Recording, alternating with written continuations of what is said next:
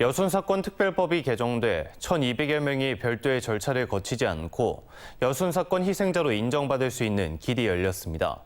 하지만 철저한 진상규명과 신속한 명예회복을 위해선 제도 개선과 충분한 예산 확보가 필요합니다.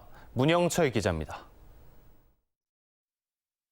과거사 진상규명을 위해 2005년부터 2010년까지 운영됐던 제1기 진실화해위원회. 당시 위원회는 여순 사건과 관련된 1,237명을 피해자로 인정했습니다. 하지만 지난해 1월부터 시행된 여순 사건 특별법에 따라 공식적인 희생자로 인정받기 위해서는 이들 역시 다시 신고서를 제출하고 실무위원회와 중앙위원회 심사를 거쳐야 합니다. 이번에 국회 본회의를 통과한 특별법 개정안은 과거 진화위 조사에서 피해자로 확인된 1,200여 명에 대해 별도의 신고 없이 희생자 결정이 가능하도록 했습니다. 심사 대상이 줄어들면서 희생자 결정도 속도를 낼 수 있을 거란 기대감이 큽니다. 7,000건 정도 접수가 됐는데요. 240건뿐이 지금 현재 확정을 못 받았습니다. 1,200명이라면 아주 큰 숫자고요. 이와 함께 특별법 개정안은 진상조사 보고서에 피해자로 이름을 올릴 경우에도 희생자로 인정할 수 있게 했습니다.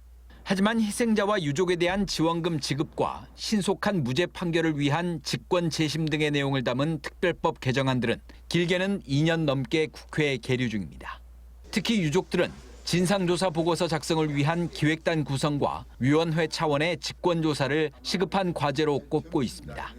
지역 정치권은 제도 개선과 인력 충원을 위해 내년 여순 사건 관련 예산을 올해보다 25억 원 증가한 82억 원으로 늘리겠다고 밝혔지만 예산을 감축하겠다는 현 정부의 기조가 걸림돌로 작용하고 있습니다.